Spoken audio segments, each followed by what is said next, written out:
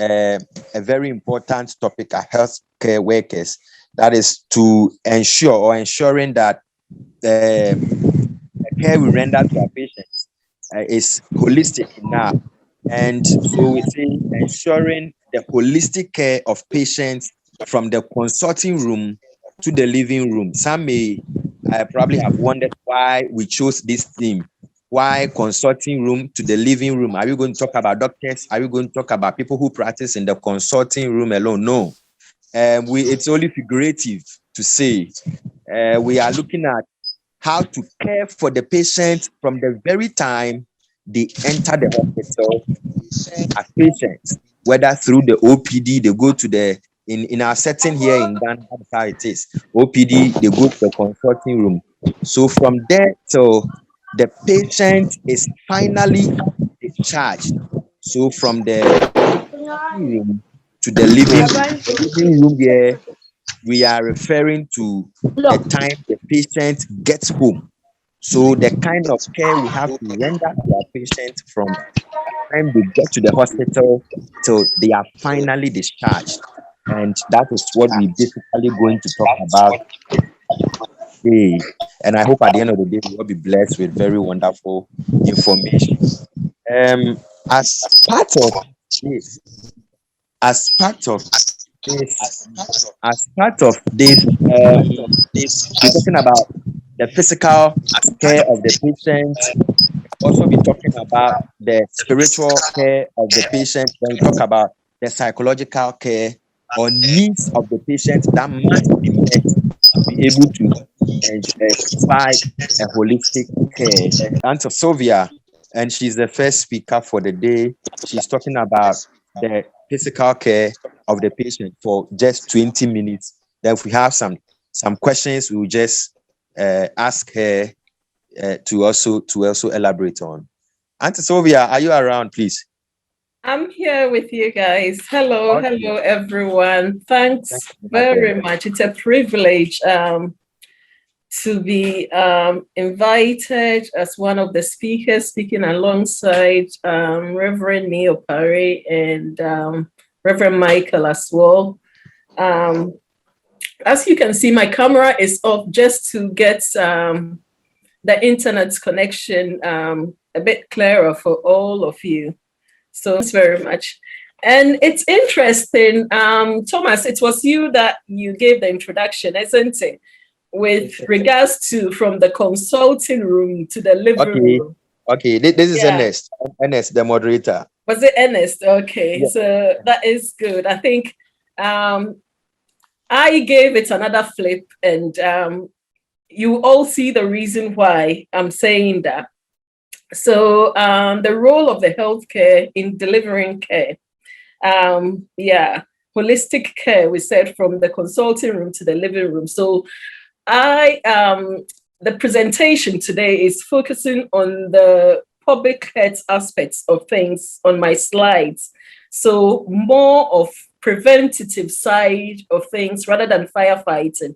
So how we can prevent illness before it gets to the stage that we have to sort of firefight it, treat it, I mean. So that is the angle which I'm taking my presentation from today. If we could go on to the next slide, please. So health, according to the World Health Organization, health is a state of complete physical, mental, and social well-being, and not merely the absence of disease and inflammatory. And it's really good that we've got other speakers touching all the other aspects of things. You know, we've got someone doing the mental health of things and also the social well-being as well. So it's, I think, in line with what WHO says. Next slide, please.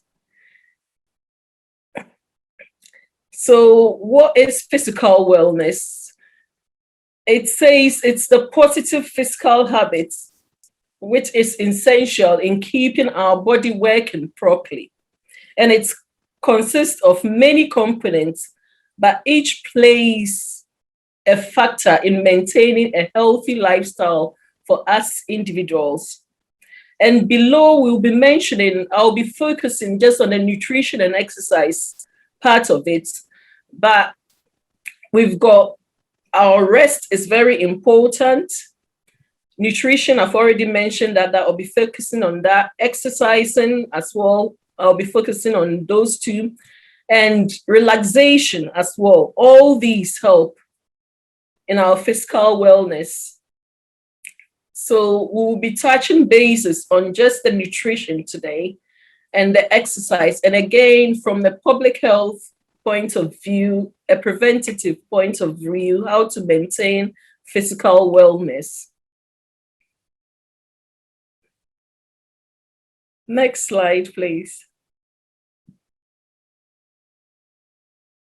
Okay, thank you.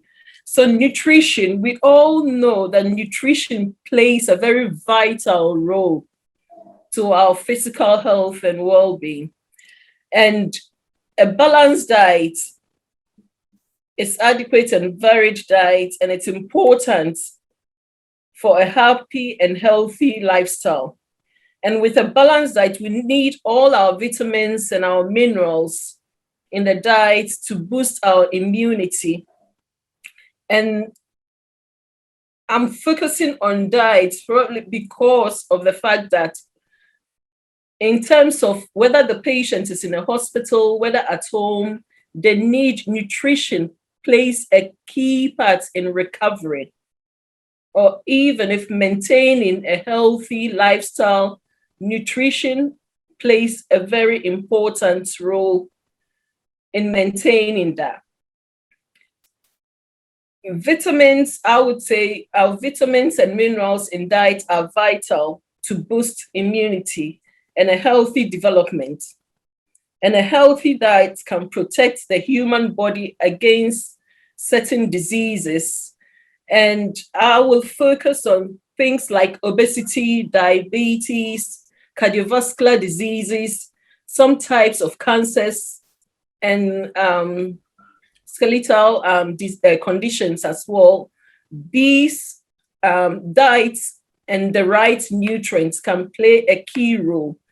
And in terms of diet as well, I would say, despite the fact that we're saying the minerals and vitamins are very important in our diet, there are other areas as well of diets that if a patient comes to you and let's say is diabetic or has got cardiac diseases, we need a nutritionist involved to get the right nutrients for this patient or a diet regime.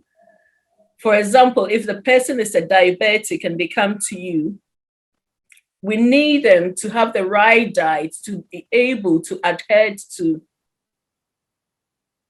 their diet in terms of their condition. Alongside the medication that they will be taking, they need a diet regime as well. And this comes from either a dietitian or a nutritionist that will be working closely alongside the patient. Exercising also plays a vital role in the health, the physical well-being of an individual. And we say engaging in physical activities improve the chances for health. Body functioning as well to accomplish your daily activities as well through exercises is very important.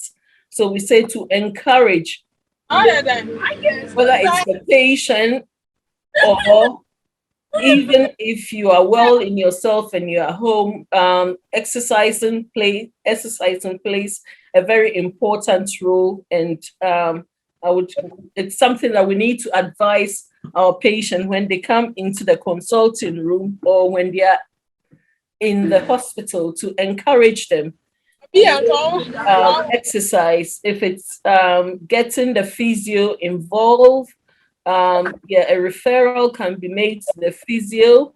If it's at home, encouraging, family members to take part in exercising, and also to avoid certain lifestyle that we have, most especially, which we all do, the sedimentary lifestyle, and this sort of lifestyle is a cause of a wide range of problems leading to shorter lifespans. And there is a video, I'm not sure if we. Not showing. Oh, okay. How many people do you know spend hours sitting in a car traveling to their office? They then sit up to 8 hours in their office and then sit in the car for hours to go home again. After dinner, these same people may spend 3 to 4 hours sitting on the couch watching television for the rest of the night. If this is you, then you are known as a couch potato. This is called living the sedentary lifestyle.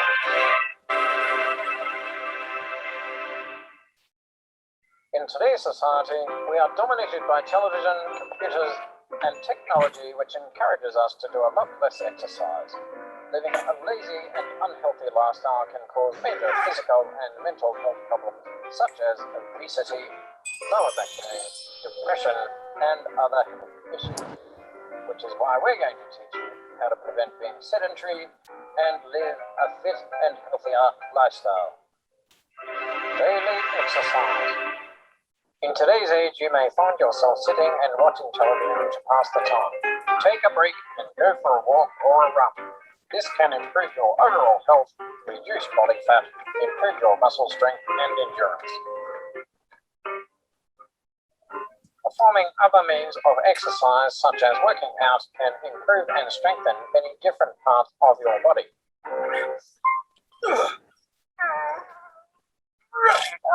Don't bite off more than you can chew. Transport. Motor vehicle transport has improved dramatically in the past few decades, making cars the #1 means of transport. Although it is the easiest way to travel, spending a lot of time in cars is bad for your health. We encourage you to find other means of transport such as cycling. This is a healthy alternative to even allow you to avoid all that peak hour traffic. But remember, Hello. driving on roads is dangerous. Auntie Sylvia. Work. Did you know some office workers spend up Hello. to 8 hours a day sitting at their desk? This is extremely unhealthy and may lead to serious health problems. Using a standing desk can help you live a less sedentary lifestyle and promote a healthier workplace. A standing desk helps lower risk of weight gain and obesity, lowers blood sugar levels, lowers your risk of heart disease, and reduces back. So that is a gist of what we can all do to ensure that we get adequate exercise. So for us to get active, according to that video, for us to get active and out of the house as often as possible, exercising, even when we are home with family, you can have an exercise night after work. It could be playing basketball on the compound, or playing football with the kids, engaging in things that would lessen our hours that we spend on sitting and watching television. Also, being energetic, as research shows, helps our well-being, as well as improves our physical health. So, and in terms exercising, research also shows that makes people happy. So the more exercise you do, not overdoing it, as the video said, but the more exercise you do helps with your well-being as well, which is very important. Just as with diet, we need a balanced diet. We need to keep hydrated, as well as not to binge eat on things that we're not supposed to. Eating at the right time as well is also very important. Having meals at mealtime all helps if it's recovering from illness or if it's, trying to get a healthy lifestyle. That is very important. Okay, just to sum up, being physically active is very important, whether it's being us on the ward or whether it's at home. That is very important for us to maintain a healthy lifestyle. Eating the right sort of food, healthy eating as well, watching our nutrition, our intake, what we take in when we eat, and all that. Keeping up with our fluid intake as well is very important for our physical wellness, as well as, like I said, if we've already been diagnosed of any illness that we sort of managing it, it's very important for us to attend annual, or if it's annual, or even if it's regular checkups. It's very important for us to attend regular reviews, because in these regular medical reviews, that is when things are detected, and early intervention is very important for a good outcome. Avoiding drugs, alcohol, and things like that, in moderation, I would say, there are things that, you can do in moderation, but, if you can avoid it, well and good. Helps with your physical wellness as well. And getting enough sleep as well is very important. Like I said initially, there are other aspects that all comes together for our physical wellness, but I didn't touch on all of them. I only took nutrition and exercise to touch on. But getting enough sleep as well is very important for us, for our physical wellness, as well as relaxation. So it could be that, you enjoy socializing with friends, or you are in a church congregation, your spiritual wellness, anything that you can do to help with your physical wellness in terms of, looking after yourself in the aspect of nutrition, exercise, relaxation, and sleep. That is very good to know. And I would say that in a nutshell, that we all shepherds. I believe we are all shepherds in different capacities. It could be in our workplaces, in church, or in communities. And it's very important that as health professionals,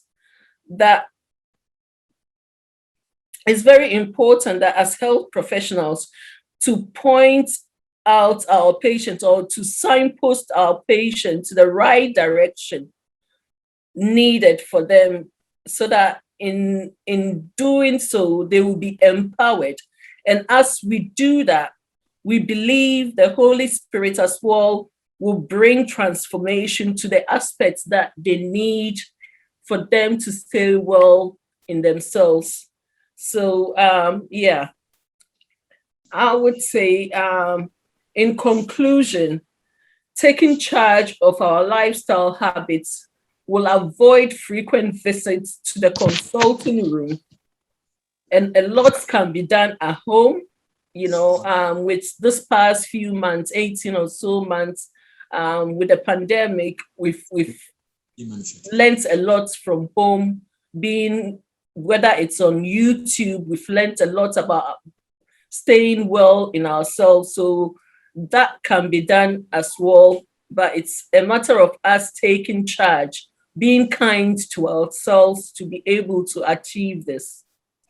Thanks very much. And I would now pause for questions to come through, please.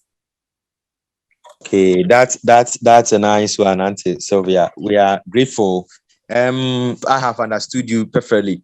You have talked about we taking care of the patients and also ensuring that they are physically active, they get the right diet, they stay hydrated at every point in time as healthcare workers.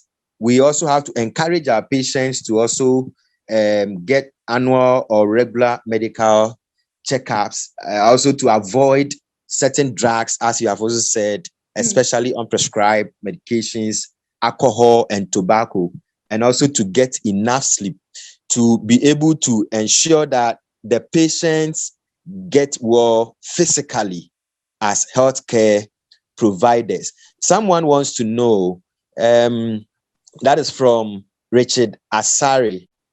Hello, Auntie Sylvia, please, are you around? I'm listening to Yeah, you. okay. So Richard Asari wants to find out if it is, you say, do I necessarily have to exercise if my dietitian suggests I should increase my calorie intake? And if yes, what type of exercise and why? I think he wants to find out if he still need to exercise, if the dietitian has rather recommended that he rather needs calories. Is it right that he still exercises? And then if he's supposed to exercise in that regard, what kind of exercise is he supposed to undertake? He wants to find out. So please, if you can quickly get that clarified. Thank you. So this will all depend on why it will depend on why the dietitian is recommending an increase in your calories. And of course, if you increase in your calories, that should come with exercises, because you can't just increase your calories without exercising. So whatever exercise you'll be having will depend on what there'll be you would have sort of guidelines to go according to exercise. So it wouldn't be each and every patient or client needs to be treated as an individual. So whatever advice the dietitian will give will come with what form of exercise, or either the physios will get involved or further professionals will get involved to prescribe or to advise what sort of exercise would go with your increased calorie intake. Well, I think that's fine. Charlotte Kwashi wants to find out. He says, what if the patient is not willing to exercise? And this one, you can tackle it from your end. I mean, from the UK perspective. And I know you are someone who are also trained here and lived here. So from our Ghanaian perspective also, the patient is refusing to exercise. What do we do in this regard as healthcare providers? With that, it's a difficult one, because it's the patient has to be willing to, and even if they are not, there are ways that as healthcare professionals we can encourage them.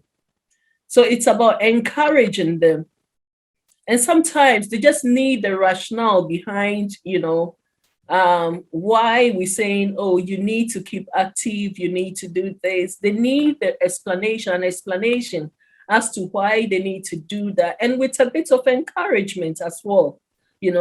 Other times as well, it could be that we need to assess the patient to know why they're refusing to exercise. There might be a reason why this patient is refusing to exercise. So it's about us going through an assessment or sitting with this patient and assessing them to be able to deliver the care that they need and to support them go through it.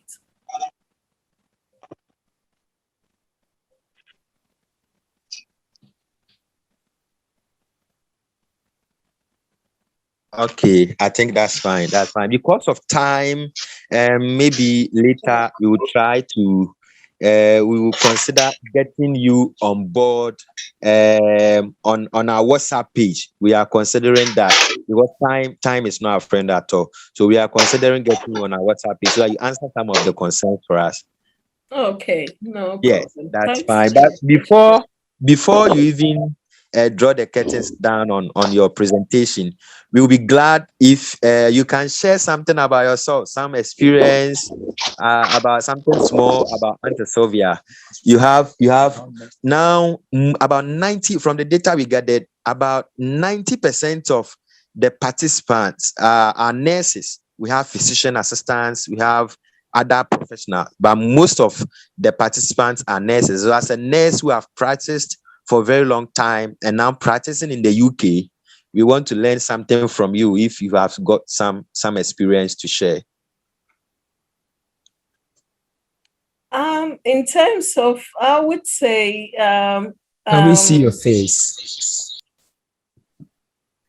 Hello, can you see me? Oh, my camera is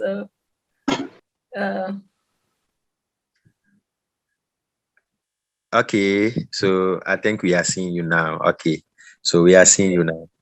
That's fine. Can you ask the question again? It's all good. Again, okay, so sorry about that. We just want to learn more about you.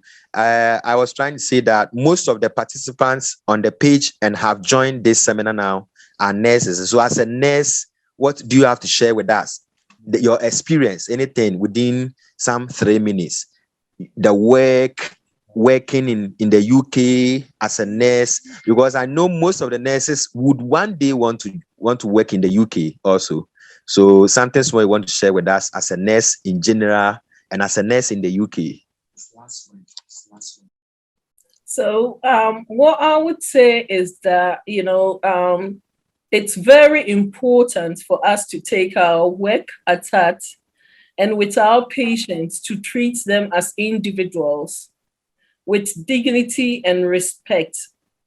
That much I would say is very important for it to be the heart of our care delivery, and being empathetic as well when we're treating our patients, as well as to be patient focused when delivering care. So treating them as individuals with dignity and respect. That's nice. That's fine. May I That's fine. Thank you very much for... Mr. Moderator, please, may I butt in here and say that Auntie Sylvia could tell us a bit about herself. She trained in the UK. She's never worked as a nurse in Ghana. Okay, that's fine. That's fine. So I'm an adult qualified nurse, and I'm specialized at the moment working with children and family in the community. So more of working with children, with families under the age of 5, ensuring that these children from birth up to when they are 5 years old, they grow up meeting their full potential. So it's monitoring their growth and developments closely to ensure that they meet their milestones to achieve in future. Yeah. Thank you. You could have said more.